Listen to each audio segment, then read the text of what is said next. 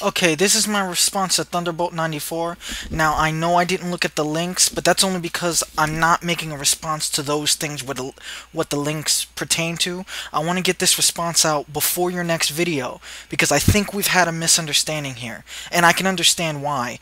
You and me think very differently. Our style of speech is also very different, so sometimes when you're saying something I misunderstand, and sometimes when I say something you misunderstand.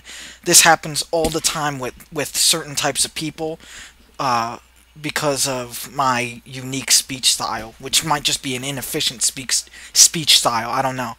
Okay, the first thing that I want to address is the beginning of your video about understanding how angry you were. Yeah, I understand. That is past us. We don't have to mention that for anymore because basically that was just a misunderstanding. And it was kind of my fault in the original.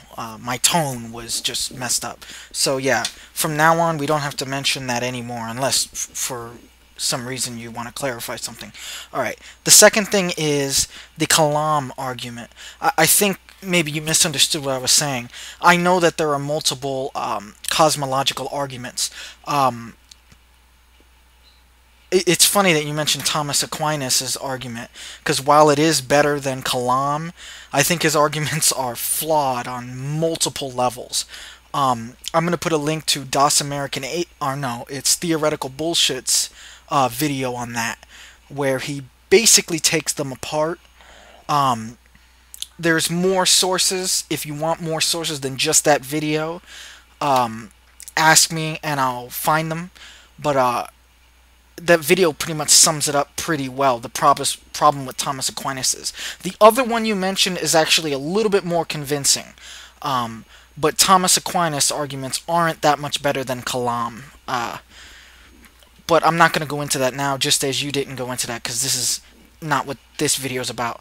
Another thing, the faith thing. Okay, I think you really misunderstood what I was saying. You're saying that I'm not letting Christians define their position, and you gave the evolution example, which is great that you did that, because now I understand what you thought I was saying. I wasn't trying to define your position. I was doing exactly what you're telling me I was doing. I was saying that I reject evidence based on testimony, and here's why. See, evidence based on testimony is not good evidence. We know this because usually testimony alone isn't enough, say, in court. If you have two people, basically you need more than just testimony most of the time. Especially if it's an extraordinary claim. You've heard the expression, extraordinary claims require extraordinary evidence. If you want a breakdown of what I meant by the difference between the two faiths, I'm also going to put a link to the very latest video I made to Rational Roundtable. The entire video, almost, is just explaining this. So I'm not going to go over it again, but you completely misunderstood what I meant when I was talking about faith. I was not trying to define the Christian idea, as you put it, redefinition of faith. No, I wasn't redefining faith. I was saying that the testimonies of these people, I didn't say this in the other video, I'm saying it now. The testimonies of these people have been thrown into question. Usually when that happens, you throw it out in court, or even not in court, even colloquially, when the testimonies have been torn apart. Every word of them has been torn apart. Again, we know about the inaccuracy of the Bible. It's been shown to be the case. You can ask for sources from me. I suppose I can give you them. Every single YouTube atheist on the internet, maybe. Some good ones are Prof MTH. Who else actually tears apart the Bible specifically? If you want sources, if you don't get what I'm trying to say, text me and I can give you a list of many YouTube atheists that go to each book and show how it's not accurate, how it contradicts itself. Hell, there's a book called Misquoting Jesus. Now, it's not perfect. There were a lot of criticism. For instance, some fool wrote a book called Misquoting Jesus, but that whole book was basically just saying that the guy who wrote Misquoting Jesus didn't have the right to come to the conclusions that he did. But that doesn't make the empirical data that he presented inaccurate. There's still massive contradictions in the Bible. The Bible has been changed so drastically that I'm sorry, it is no longer valid testimony. When I reject testimonial evidence, I'm rejecting it on the grounds that it as evidence itself is unreliable, not the concept of testimonial evidence. I'm not rejecting that. If we had consistent testimonial evidence from sources all over the world, and I'm not talking just about the sources that Christians like to use, like, oh, some king in some country once mentioned Jesus, therefore he's God. I'm saying that the evidence itself has been shown to be questionable. The testimony has been shown to be questionable. What would you do in court? And I know you're going to say this isn't court. Go with me. I guess this is an analogy. What would you do in court if the person who is testifying changes his story literally every time he opens his mouth? Or you had four people, John, the gospel writers. Let's say they're in court, and each of them give very different testimonies about what happened. Not only that, they get the years wrong. They didn't actually get the years wrong, but since the Gospels are written years apart, you get the analogy here. They're just no coherency in their stories. The only thing they can agree on is some dude named Jesus died. You see the problem with that? I'm not arguing against the idea of testimony. I'm saying that Christians when it comes to faith, you have an incredibly asymmetrical standard of evidence, because you wouldn't accept that level of evidence for any other religion. Not for Buddhism, not for Taoism, not for Hinduism, not for Shintoism, not for any ism. The only religion you're accepting the flimsy testimony from is Christianity. Now, if you're going to say Christianity has the most evidence for it, you have to realize that Christianity just happened to be the religion that was in power when we came to when the Age of Enlightenment came, when science came into existence, when television came into existence. All these things, if the Hellenistic religions existed and Christianity was just a forgotten cult, then we would be having this conversation about the Hellenistic religions, about all the testimony about Zeus and Apollo and such. I'm sorry, you can't just use... You have to have evidence unique to Christianity, and it has to be better than very, very dubious testimonial evidence. So it is the quality of the testimonial evidence and the fact that it is simply shown not to be consistent, and in many, many cases been shown not to be the case. The whole census thing, for instance, remember that basically you can see each gospel trying desperately to make Jesus fit into the role of the old Hebrew Messiah. Especially if you look at the gospels, not in the order they're in the Bible, in the order they were written. You can clearly see each story written later and later becoming more and more fantastical. To me, that throws massive problems with the whole testimony thing. As for your quote from Jean Paul, while I definitely think he was better than the Pope we have now, sorry, the Pope we have now is kind of messed up. And I think Jean Paul was a very good man. You quoting... Basically, what you just quoted was an opinion. Jean Paul is he's the Pope. That's like, you get what I'm saying? Like, I don't understand why you quoted that. Of course he thinks that. He's the Pope. You know what I mean? I mean, I get what you're saying. I understand. Thank you for the quote. But, uh, I mean, he's the Pope. I'm not saying that automatically makes his opinion invalid, but it's just opinion. You know, he has no, there's nothing to back that up. As for showing that Christians saw faith as different in the past, no, I never said that. I'm not trying to show that at all. I'm casting doubt on Christian standard of evidence forever, going back to day one. I have a problem with Christian standard of evidence from the very beginning. And you might say that just because I reject testimony doesn't make it not evidence.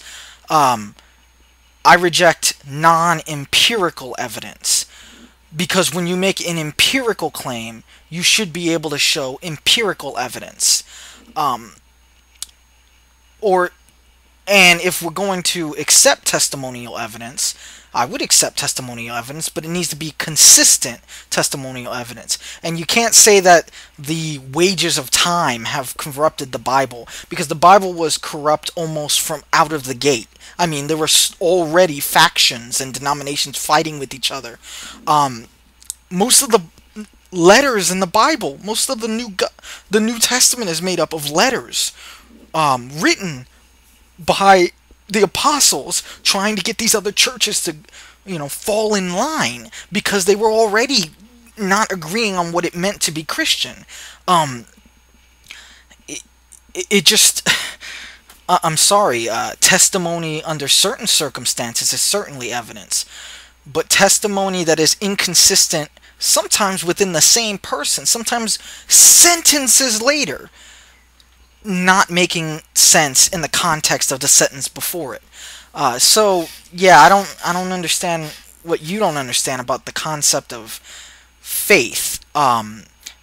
You're saying I'm defining faith. No, the only thing I did was make a distinction dealing with the argument Christians always say. Christians like to say, now, I know you're not saying this. This is just my argument against religious faith. Christians like to say, well, atheists have faith too. You have faith that insert straw man here. Well, the type of faith we have is faith based on empirical evidence, and if it is testimonial faith, it's consistent testimonial faith. For instance, you say you trust. Oh no, that was Rational Roundtable. He said he trusts that type of faith is trust. Which is interesting. This even sort of falls into what I'm saying. The answer he gave to what faith is slightly different than the answer you gave to what faith is. Ask most atheists on YouTube what faith is, as opposed to religious faith, and you'll get a very clear answer, and they'll actually be able to show you that. Again, I'm not rejecting the very concept of testimonial faith. I'm just saying you don't have that. You don't have that. You have incredibly inconsistent testimonial faith, if you're even going to call it, or not testimonial faith, testimonial evidence. When you have testimonial evidence that is inconsistent, even within itself, the same person giving the testimony, that's generally thrown out, whether you're talking in a conversation or in court. That's not evidence once it's inconsistent, once it's shown in a lot of cases to be completely untrue. I mean, many things in the New Testament have been shown to simply be inconsistent with its own narrative, let alone with who's what's it. You get what I'm saying. Alright, I just gotta say it one more time so you understand what I'm saying. I am not letting the Christian define their position. I'm telling them that their position is irrational. Yes, there is a difference between confidence faith, trust faith, and religious faith. I trust, like, I trust that my mother's not going to stab me to death. I'll use her testimony. She says she's not going to stab me. Well, she never said that, but it's implied. Um, that's trust faith that Rational Roundtable talked about. I trust her. Even if I turned around and she was holding a knife next to me menacingly, I trust her implicitly. I know she wouldn't hurt me. In fact, even if she did hurt me, I would trust that something went wrong with her brain, and I would trust her again if she was supposedly okay. Because I trust her. But I have evidence.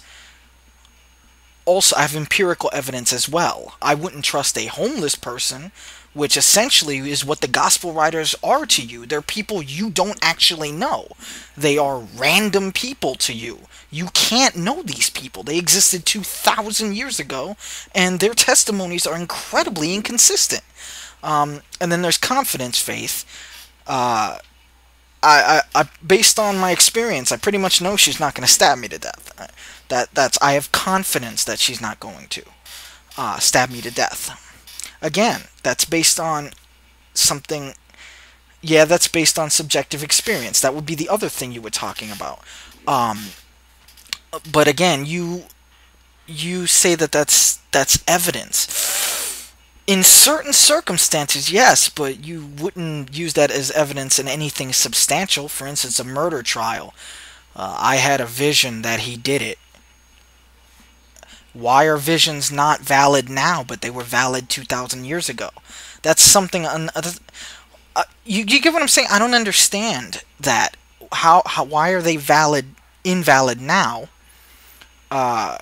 For things that are physical and practical, they seem to only be valid for supernatural things, which leads me to believe that when the going gets rough, or what is it called? The going gets rough, or when it comes down to it, you wouldn't put your trust in them either, in random people's visions. And again, they are random people. You don't know these people. They existed 2,000 years ago, and you have no information of them outside of your biblical sources. There's very little data outside of that, so you don't know these people.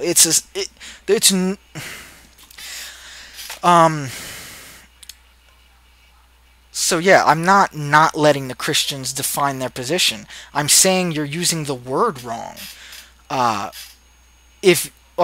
saying you're making a false equivalency. Remember, in the English language, we use the same word for multiple things. It's one of the things that make English hard to learn for other people. Faith is one of those words. We use faith in place of confidence. We use faith in place of trust. But faith on its own is an umbrella term for multiple things. To deny that is to simply deny one of the conventions of the English language. This is something we do. Religious faith is a different one from trust faith and confidence faith. I'm sorry, it just is. I'm not redefining your position. I'm defining what faith is. I didn't say your type of faith doesn't exist. My criticism is against your type of faith. That is, I see your type of faith, and I see that as a bad thing. And I see it as... You say faith isn't a way to gain knowledge.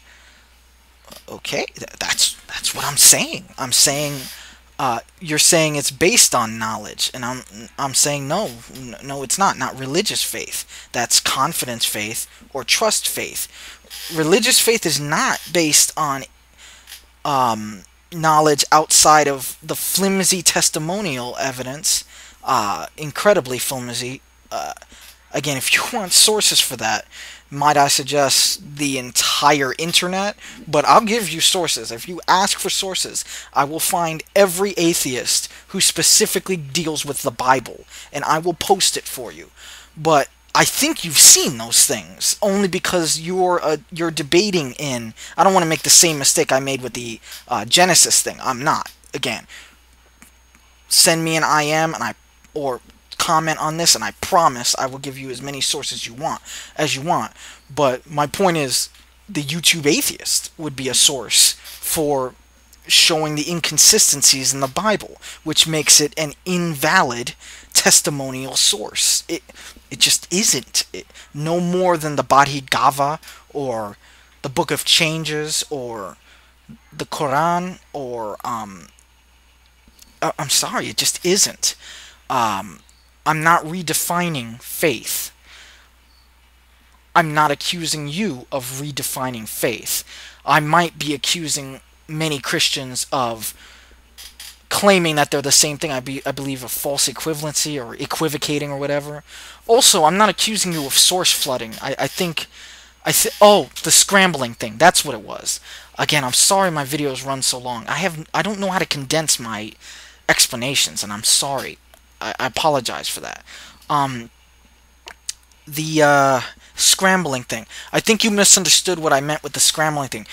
What I meant is I did watch those sources, and it looked like those people were scrambling. That is to say, they were doing mental acrobatics to explain how religious faith and confidence faith are the same thing. They were desperately scrambling. I shouldn't have used the word scrambling, but they were desperately scrambling to make it work.